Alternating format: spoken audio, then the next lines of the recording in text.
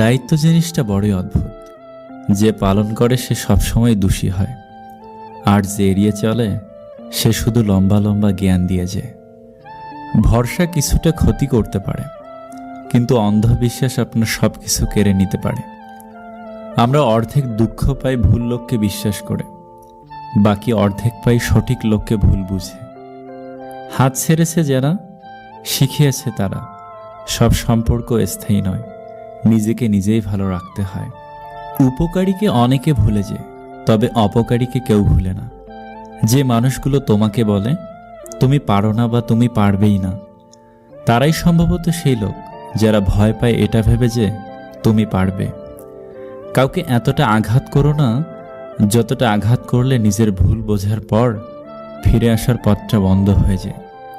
নীরব থাকা মানে সব কিছু মেনে নেওয়া নয়, কিছু নীরবতা নিজেকে ভালো রাখার জন্যও হয়। খাবার যতই দামি হোক, পচে গেলে যেমন তার কোনো দাম থাকে না, তেমনি একটা মানুষ যতই শিক্ষিত হোক না কেন, মনুষ্যত্ব না থাকলে তার কোনো দাম নেই। কেউ একজন প্রশ্ন করেছিল, আপনকে আর পরকে?